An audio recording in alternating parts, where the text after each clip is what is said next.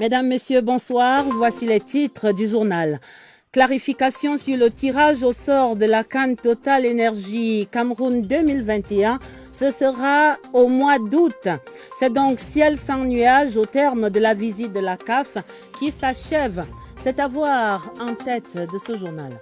Qualification sans faute des Lions du handball pour les demi-finales et pour la Coupe du Monde en Espagne en décembre après leur écrasante victoire ce mardi face au Nigeria.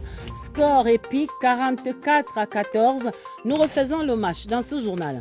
Appréciation du Commonwealth sur le retour progressif à la paix dans les régions du Nord-Ouest et du Sud-Ouest. Le satisfait de Madame le secrétaire général exprimé ce mardi au Premier ministre chef du gouvernement.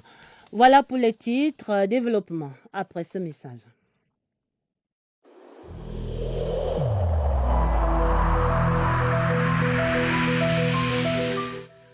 Je vous exhorte de nouveau à porter vos masques, à vous laver régulièrement les mains et à faire appel à un médecin ou à tout autre personnel de santé au cas où des symptômes apparaissent.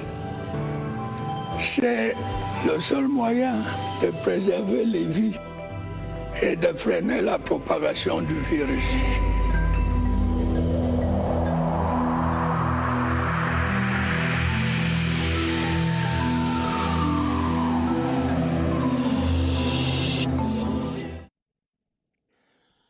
En ouverture de ce journal, la levée de tout équivoque autour de la CAN Total Énergie Cameroun 2021. Le tirage au sort va se dérouler à Yaoundé dans la première moitié du mois d'août 2021. C'est là l'essentiel à retenir du point de presse conjoint que donnait ce mardi le secrétaire général de la CAF, Véron Mosengo Omba, le ministre des Sports et de l'Éducation physique, Narcisse Moelle Kambi, et le président de la FECAFOOT, Seydou Mbombondjoya. Un échange qui apporte tous les éclairages nécessaires aux médias et à l'opinion au terme de la visite de travail de 2 jours qu'effectue le secrétaire général de la CAF et sa délégation qui sont présents au Cameroun depuis hier. Synthèse de ce point de presse avec Joseph Gouet à Manding. La CAN 2021 se joue au Cameroun du 9 janvier au 6 février 2022. La compétition sera précédée d'un tirage au sort qui va se dérouler à Yaoundé. Le tirage au sort aura lieu dans la première quinzaine du mois d'août. La date exacte sera communiquée très bientôt. Pour la CAF, le Cameroun est la meilleure destination du football en Afrique en termes d'infrastructures sportives. Je voudrais remercier le président de la République et son peuple parce qu'ils ont consenti des efforts énormes. Ça montre que ces infrastructures, c'est pour toute l'Afrique. On doit en être fier et en parler. Ça va être une fierté pas seulement au niveau de l'Afrique, mais au niveau mondial. Parce que la qualité des infrastructures, c'est incroyable, magnifique. Le COCAN, chargé de l'organisation locale, veut faire de la prochaine Coupe d'Afrique un événement de grande envergure. Faire mieux d'ailleurs que cela n'a été fait lors du CHAN, donner la meilleure expression du génie, du talent, des performances, des compétences et des ressources de notre pays en matière d'accueil, de préparation, d'organisation de grands événements sportifs internationaux dans toutes leurs composantes. La visite du secrétaire général de la CAF précède celle de son président.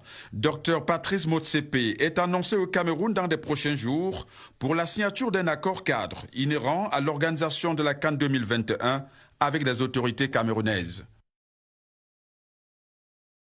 On retient ce florilège de quelques mots. Merci, Monsieur le Président de la République du Cameroun. Ces infrastructures sportives, on doit en être fiers ici au Cameroun, en Afrique et même dans le monde. Et voici qui est clair et limpide. L'autre signal fort de l'ancrage définitif de cette CAN 2021 au Cameroun, c'est bien l'inauguration ce mardi du bureau qui va abriter les équipes de la Confédération africaine de football football pendant cette compétition. Cet espace était déclaré ouvert par le secrétaire général de la CAF, Véron Mosengo Omba, en compagnie du ministre Narcisse Moelle Kombi. Découvrons donc le site dans ce reportage de Jean Cyriac Bessé. Ces deux coups de ciseaux s'apparentent à une passe décisive de la Confédération africaine de football en direction du Cameroun, pays organisateur de la CAN 2021. Le bureau CAF, inauguré ce mardi à Yaoundé, est une première dans l'histoire de l'organisation des Coupes d'Afrique des Nations de football. La CAF copie là une vieille tradition en vigueur à la FIFA et au CIO dans le processus d'organisation des Coupes du Monde et des Jeux Olympiques. Le rôle de ces bureaux, c'est d'appuyer le comité d'organisation locale, la COCAN, pour qu'on travaille ensemble. C'est comme le rôle technique. Sinon, on peut apporter un soutien technique là-dessus, à partir de notre bureau ici. Donc c'est un bureau qui est là pour travailler ensemble. Vous savez, les Caire, des fois, on a 2 heures de décalage. Donc c'est bien d'être plus proche ici. Situé au premier niveau de l'immeuble siège du COCAN au quartier Omnisport, le bureau CAF s'étale sur 4 pièces et se veut un cadre paisible, un lien permanent d'échange entre l'instance fêtière du football africain et les autorités camerounaises à 6 mois du kick-off de la compétition. La CAF entend remettre ça en Côte d'Ivoire, pays organisateur de la CAN 2023, dès le mois de janvier prochain. Que du bonheur pour le handball camerounais. Les Lions indomptables sont donc en demi-finale de la 24e Coupe d'Afrique des Nations de la compétition. Les Camerounaises n'ont fait qu'une bouchée des Nigérianes en quart de finale avec un score sans appel de 44-14. Et grâce à cette large victoire, le Cameroun est qualifié d'office pour le championnat du monde de handball féminin qui se dispute en décembre en Espagne. Et pour le plaisir, voici les moments forts de cette brillante qualification compilée par Debbie Nkembe. Une explosion de joie à la hauteur de l'exploit, car au-delà de la qualification pour les demi-finales, les Lions arrachent le dernier ticket africain qui les qualifie pour la Coupe du Monde en Espagne en décembre prochain. Face au Nigeria, ils n'ont pas fait dans la dentelle. Première minute et premier but, 4e minute, premier 7 mètres réussi. L'ascendance psychologique était déjà gagnée pour les protégés de Serge Christian Ngebogo. À droite devant les buts, magnifiques dans les passes, forçant parfois l'admiration. Côté nigérian, le découragement gagne les esprits, le coach succède les temps morts pour booster son groupe. Rien à faire, les Lions ne lâchent rien. Même le choc à la 14e minute avec la gardienne ne les empêche pas d'étouffer encore plus leurs adversaires. 26-3 à la mi-temps, elles reviennent à la seconde période avec la même détermination, 44-14 en fin de rencontre. Oui, la demi-finale est en poche, mais une révision de quelques ratés s'impose, car face au Congo, il n'y aura pas de cadeau. Et le rendez-vous est pris pour ce mercredi, 18h. C'est-à-dire clairement demain. Et c'est avec beaucoup de passion que la famille de la lionne Claudia Eyenga a vécu cette belle rencontre au domicile du quartier de la Cité Verte, de l'arrière latérale droite de l'équipe du Cameroun. Le temps s'était arrêté et puis l'explosion de joie au coup de sifflet final. Retrouvons Georges Marcel Messila en immersion chez la Lionne.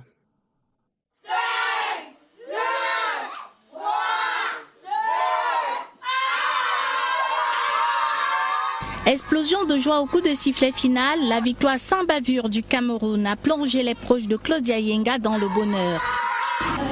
Je suis satisfait. Le Nigeria a lu l'heure. Le Nigeria dans la sauce. Un enthousiasme affiché dès l'entrée des deux équipes sur le parquet. Lorsque Claudia fait son apparition, le chef de famille ne cache pas son émotion. Cette joie est une joie de plus. Elle est particulière parce que c'est ma fille. Aujourd'hui, je vois ma fille à l'œuvre, portant les couleurs nationales. C'est vraiment une joie et une fierté. Tout au long de la rencontre, la maisonnée à laquelle s'est jointe des voisins vibre au rythme des actions et surtout des buts qu'empilent les Lions indomptables. Et quand la star de la famille est à terre suite à un choc avec la gardienne adverse, un point d'inquiétude vite dissipé se lit sur les visages.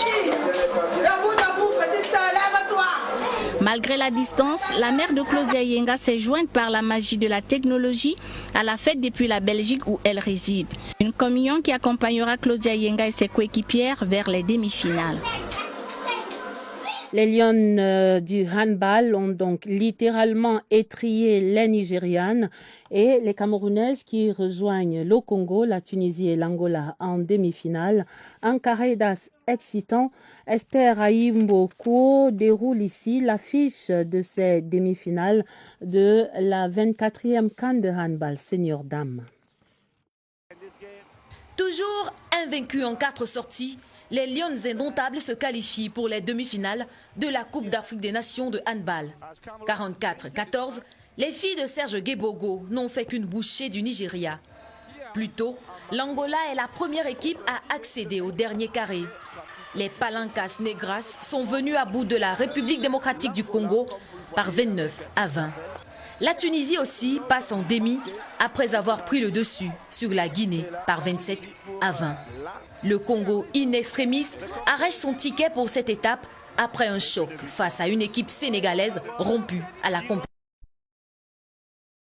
Les Congolaises ont tenu jusqu'au bout. Tunisie, Cameroun, Congo, c'est l'affiche des demi-finales de la CAN. Des rencontres à vivre en direct sur les antennes de la CRTV. La CAN défie côté court mais aussi côté jardin. Les Lions indomptables du handball mènent cette CAN tambour battant, on le voit, toute crinière au vent. Elles s'imposent progressivement comme les reines de cette compétition et on le leur souhaite. Des matchs que la CRTV vous fait vivre en direct du Palais Polyvalent des Sports depuis une semaine maintenant. Ce soir, nous allons à l'envers du décor avec Laurence Okalia qui donne à voir les autres facettes de ces moments de passion. Voici donc pour vous les coulisses de la CAN de handball 2021. La Coupe d'Afrique des Nations de handball ne se joue pas uniquement sur le terrain. Toute l'organisation autour veut gravir les marches du podium. La santé vise l'excellence et pour ce faire, elle cherche le chemin qui mène à toutes les narines présentes. Test Covid obligatoire.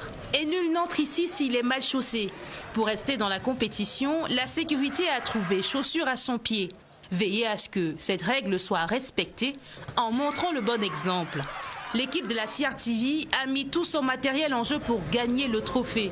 Ici, tous les lieux sont propices pour discuter, pour se disputer ou pour se concentrer. J'ai dû me retirer pour chercher une salle attenante, un endroit un peu plus calme pour aller chercher les informations qui concernent les 2 matchs que je vais commenter tout à l'heure. Vous m'avez trouvé dans un magasin, c'est un endroit où on parque chaises et tables, mais là je suis tout seul, et je suis tout seul face à moi-même. Je rentre dans mes fiches, j'interroge mon téléphone et puis je suis très à l'aise pour pouvoir construire mes notes. Au Palais Polyvalent des Sports de Yaoundé, tout le monde pratique sa discipline avec la plus grande énergie. C'est à croire qu'à la fin de la compétition, il y aura de la place pour tout le monde sur le podium. Tout à fait autre chose à présent dans le journal et cette nouvelle du jour, le secrétaire général du Commonwealth qui se félicite des avancées observées sur le terrain pour un retour à la paix et la reprise économique en cours dans les régions du nord-ouest et du sud-ouest. Madame Patricia Scotland s'exprimait ainsi ce mardi au cours d'une concertation par visioconférence avec le Premier ministre chef du gouvernement Joseph Dione Ngouté. Ce qu'il faut en retenir avec vous, Laurentine Bokono. Le Commonwealth est disposé à accompagner le Cameroun dans sa quête de paix pour un retour à la normale dans les 2 régions du nord-ouest et du sud-ouest. Aussi, la concertation est-elle devenue régulière, voire permanente, entre le gouvernement camerounais et le Commonwealth depuis décembre 2017, date de la visite de 5 jours au Cameroun de Madame Patricia Scotland. La principale diplomate du club des gentlemen se félicite des échos favorables qui lui parviennent du terrain terrain où l'action de l'État se fait plus que visible. Sur le plan institutionnel, le Premier ministre chef du gouvernement, Joseph Dione Ngoteh, a relevé la mise en place progressive de la décentralisation, l'implémentation du statut spécial accordé aux 2 régions. C'était l'une des recommandations fortes du grand dialogue national. Le plan présidentiel de reconstruction et de développement des régions du Nord-Ouest et du Sud-Ouest, pour sa part, a permis de construire une grande synergie sur le terrain entre les forces de défense et de sécurité et les populations. Est également à relever l'implication du secteur privé entièrement disposé à investir dans les 2 régions pour une reprise rapide de l'activité économique. Malgré l'effectivité de son implication, la diaspora continue de traîner quelques esprits vilains, toujours enclins à intoxiquer. Constate le Premier ministre chef du gouvernement qui était assisté par le ministre délégué auprès du ministre des Relations extérieures, chargé du Commonwealth, Félix Mbayou.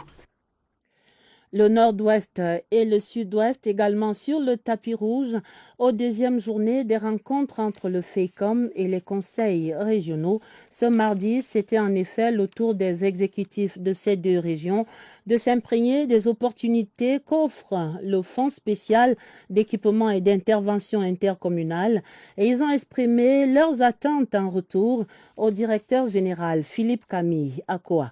Sur la table, des questions foncières, également celles liées à la transformation des produits locaux ou encore à la gestion des ordures ménagères. Nous faisons le point avec Jean-Pierre Congé. Se mettre à relever tout en gardant les pieds sur terre, ainsi peut se résumer l'attitude des responsables des exécutifs régionaux du Nord-Ouest et du Sud-Ouest face aux propositions alléchantes du FECOM, qui leur propose de faire des hôtels de région encore sur maquette, les centres autour desquels devraient graviter les villes nouvelles à bâtir, écologiques, durables et ancrées dans la culture et l'environnement de chacune des régions. La ville de Boya, pour le moment, est un peu saturée. Donc nous avons l'obligation d'aller hors de la ville, dans les périphéries, pour chercher cette superficie. Ce n'est que la CDC qui peut mettre 100 hectares et poussière à notre disposition. Nous allons également compter sur l'appui du MINCAF, accompagné par les autorités administratives. On avait des soucis comme la transformation des ordures dans les villages et la préservation des produits agricoles. On doit créer les industries locales pour les ménager. Pour le Sud-Ouest, la maquette toute en hauteur et parsemée de pics se veut un reflet du gigantisme et de la magnificence du mont Cameroun. S'agissant du Nord-Ouest, les motifs tirés de la Togo, cette étoffe mythique devenue un symbole d'intégration nationale, constitue l'élément distinctif de l'édifice à construire et devant abriter le Conseil exécutif régional et l'Assemblée régionale. Nous repartons à l'immeuble Étoile où le Premier ministre chef du gouvernement recevait ce mardi après-midi une délégation du bureau exécutif de la Chambre de commerce, d'industrie, des mines et de l'artisanat.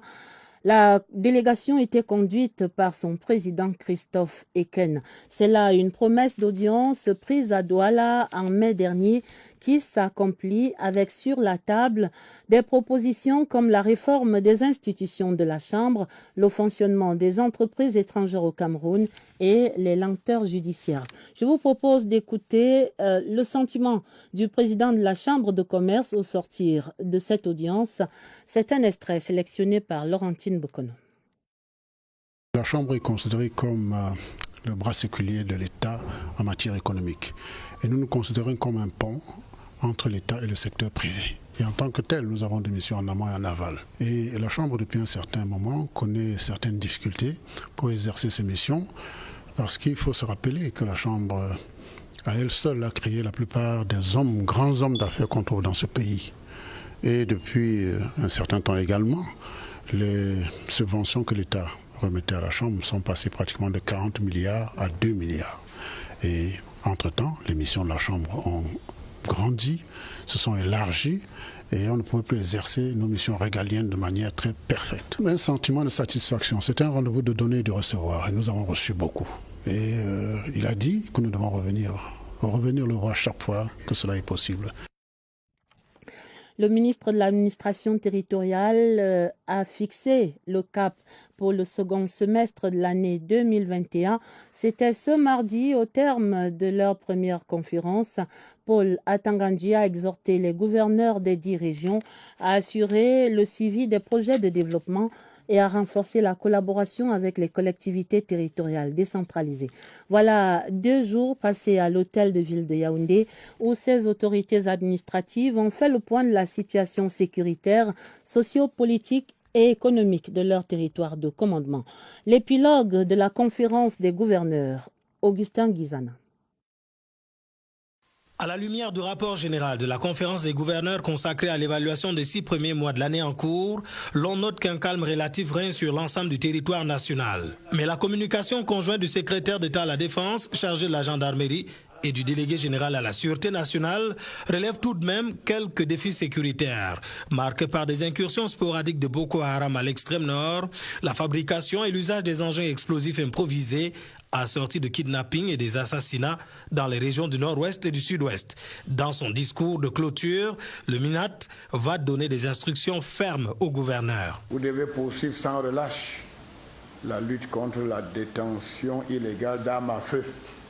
En conséquence, vous éviterez toute personne irrégulièrement détentrice de ces armes à l'effet de les remettre sans délai sur votre coordination au service de la gendarmerie et de la police. Pour le travail qu'ils abattent au quotidien, les gouverneurs ont été félicités par le ministre de l'Administration territoriale au nom du chef de l'État. Les plus méritants, parmi lesquels Mediya Ouabakari de l'extrême nord, ont reçu des médailles. Cette médaille est un aiguillon pour moi, pour donner le meilleur de moi-même, afin que les missions essentielles régaliennes soient accomplies avec plus de bonheur et plus de dextérité. Pour le MINAT, c'est l'institution préfectorale qui sort renforcée. Et ce communiqué pour accompagner les gouverneurs, le Premier ministre chef du gouvernement qui préside après-demain jeudi 17 juin à partir de 10h à l'auditorium des services du Premier ministre, la première session ordinaire du Conseil national de la décentralisation au titre de cet exercice 2021. Nous allons à l'Assemblée nationale où le président Kavaï Yeguie Djibril recevait cette mi-journée la chargée d'affaires de l'ambassade des États-Unis arrivée en fin de séjour. Madame Vernelle Trim Fitzpatrick et son hôte ont passé en revue l'état de la coopération bilatérale entre le Cameroun et les États-Unis. Le compte rendu, Clarisse Tank. Au cabinet du chef de chambre de l'Assemblée nationale, Madame Vernelle Trim Fitzpatrick, qui fait ses adieux au Cameroun, a été reçue avec tous les honneurs dus à son rang. Avec le très honorable Kavaï Yeguie Djibril, la diplomate américaine a eu des échanges riches et fructueux sur des sujets d'intérêt commun. Pour nous, c'était très nécessaire de parler un peu de ce que nous faisons ensemble pour aider le peuple. C'était très nécessaire de dire merci. Nous sommes très honorés de dire que nous sommes avec vous, côté à côté.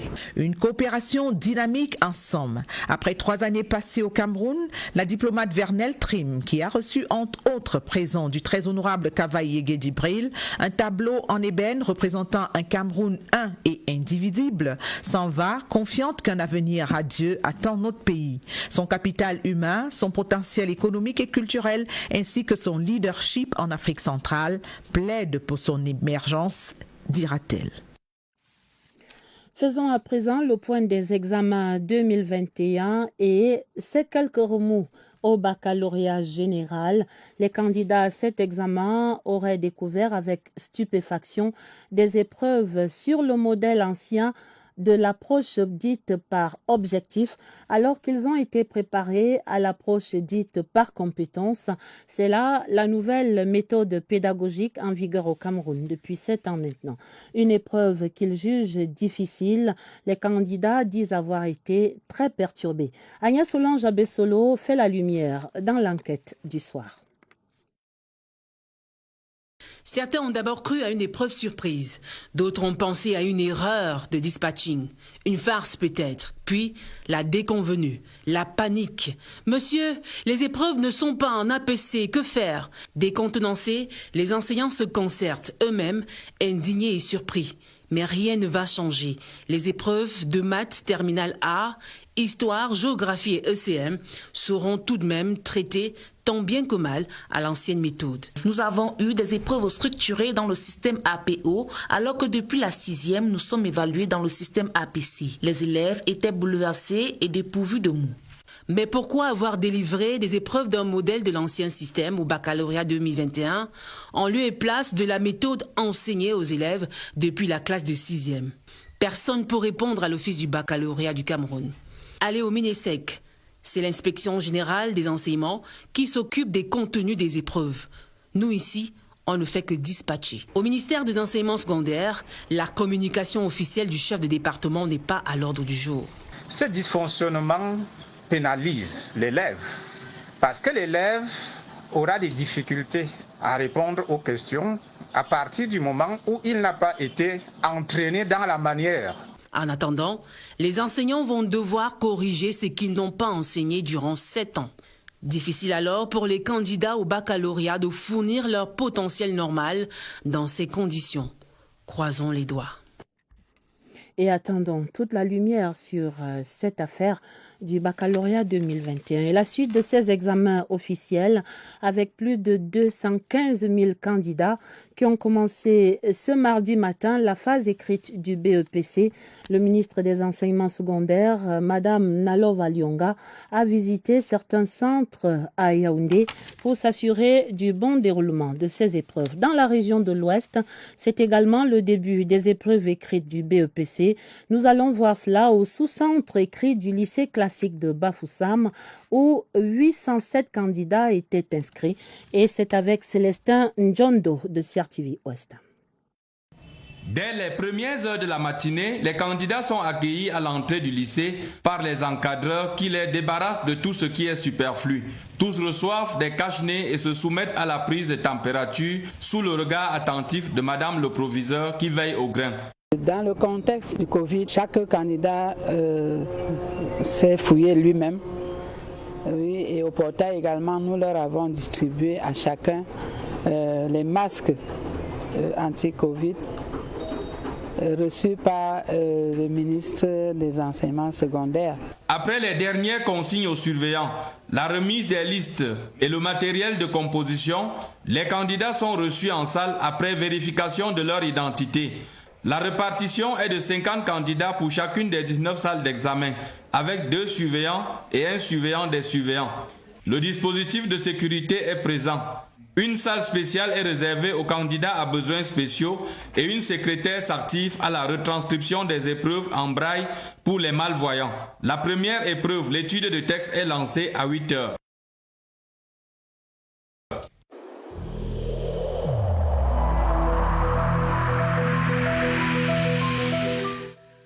Je vous exhorte de nouveau à porter vos masques, à vous laver régulièrement les mains et à faire appel à un médecin ou à tout autre personnel de santé au cas où des symptômes apparaissent.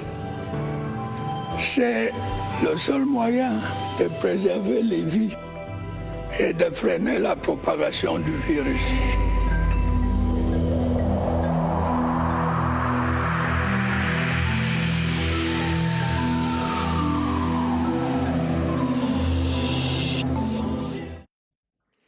La lutte contre le coronavirus au Cameroun, nous faisons le point ce soir avec ces assurances. Les personnes déjà vaccinées n'ont pas fait un mauvais choix, contrairement à ce qu'une certaine opinion pourrait laisser croire.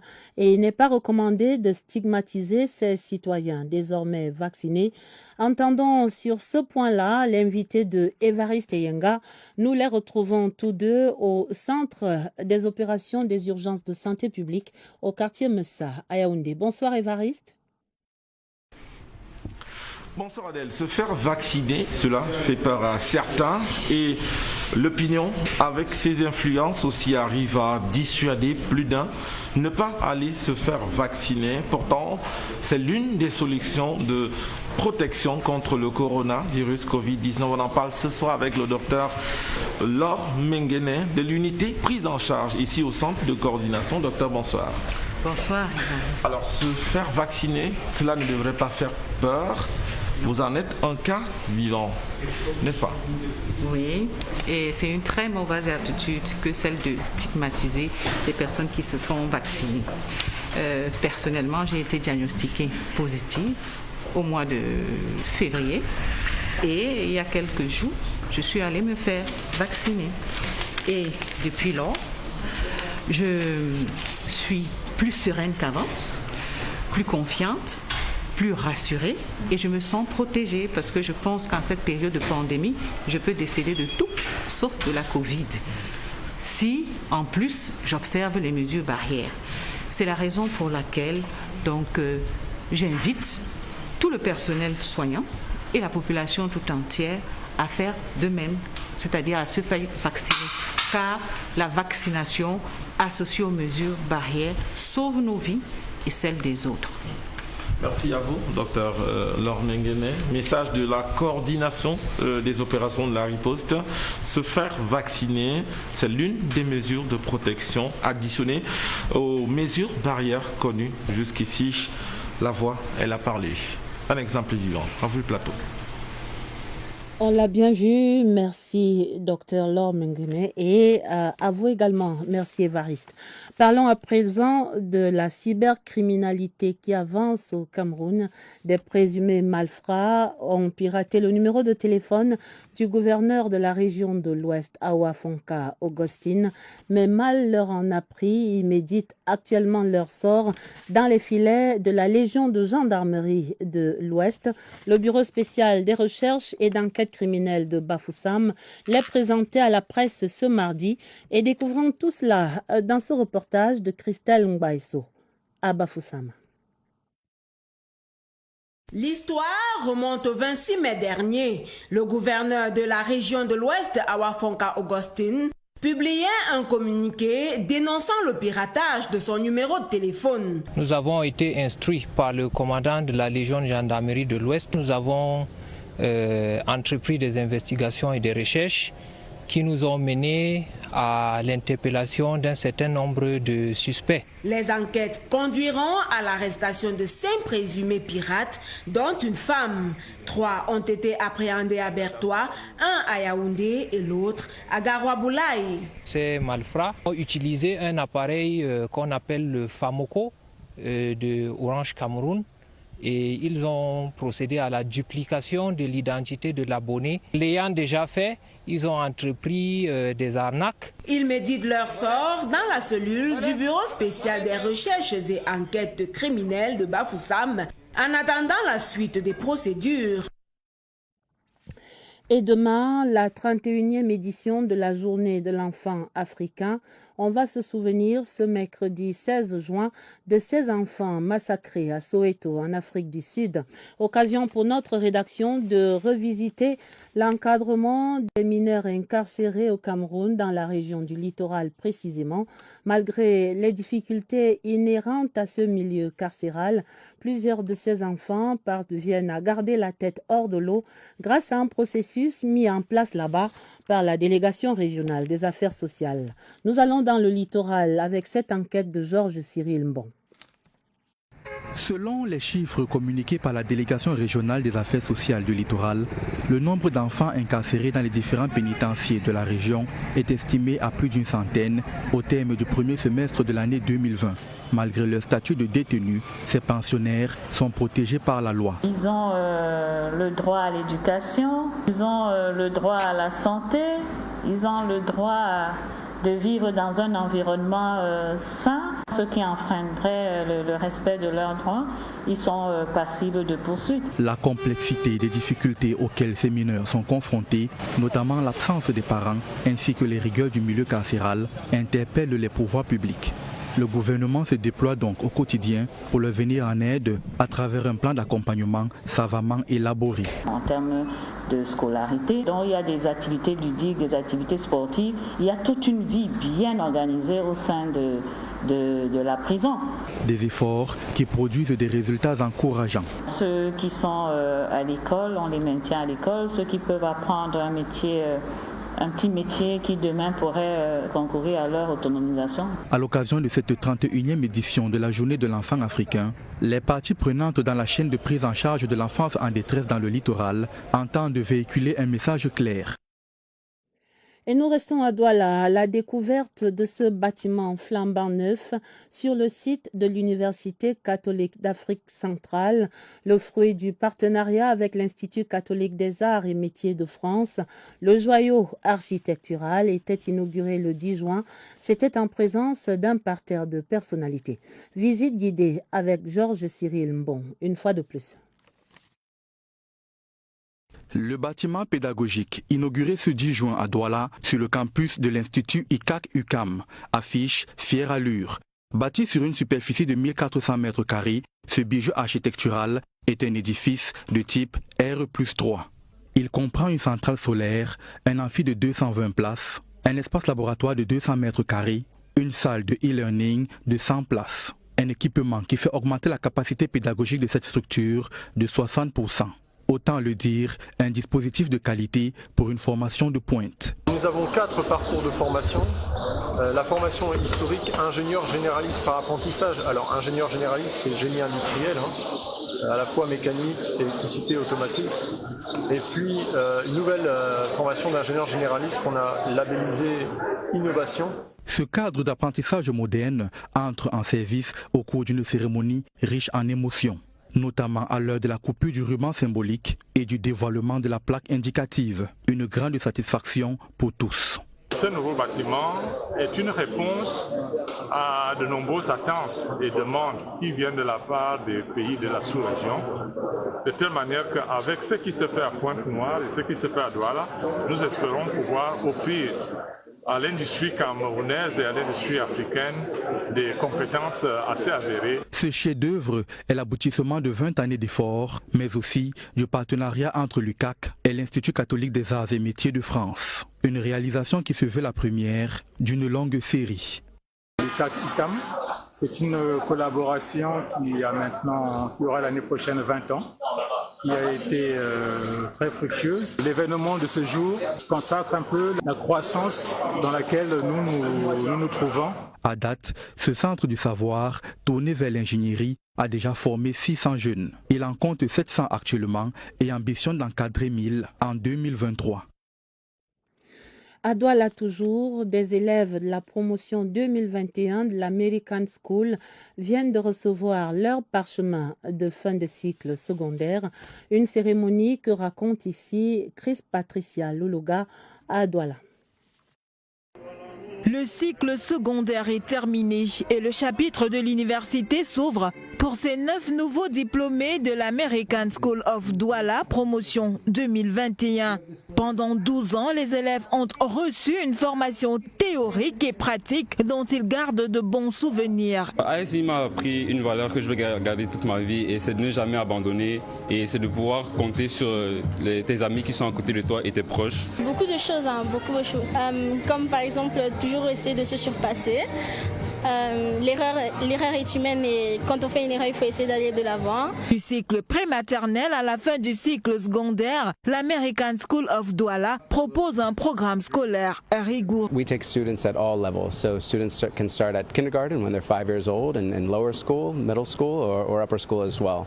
We're happy to have students to come in for admission and learn more about the school. Les parents des futurs étudiants sont satisfaits de la formation pluridisciplinaire offerte par l'American School of Douala. Depuis qu'elle est entrée dans cet établissement, elle a accompli dans tous les domaines. Elle a fait l'art, elle a fait dans on appelle les œuvres sociales. Donc, je pense qu'elle a appris beaucoup de choses ici. La cérémonie s'est achevée par la remise du prix de l'excellence de l'Association des écoles internationales en Afrique à un élève de la promotion 2021. De beaux lauriers qui mettent un terme à ce 20h30. On retient essentiellement la nouvelle date fixée pour le tirage au sort de la CAN Total Energy Cameroun 2021. Ce sera au mois d'août prochain. Et puis la qualification, la très belle qualification des Lions du handball pour les demi-finales et pour la Coupe du Monde en Espagne en décembre. Les Lions qui ont battu largement le Nigeria par 44-14 ce soir. Match à suivre pour les Lions demain face au Congo. La fin de ce 20h30, journal préparé avec la collaboration de Cyril Kingembépé et de Augusta Ngononga. Vous aurez d'autres informations dans un journal présenté pour vous à minuit par Sadou Mamoudou et Elvis Teke. Retrouvez immédiatement sur cette antenne Olivier Kingemoli sur les rives du Vouri à Douala. Il sera avec ses invités dans le magazine Par ici l'économie. Très belle soirée sur toutes nos antennes et à demain 20h30.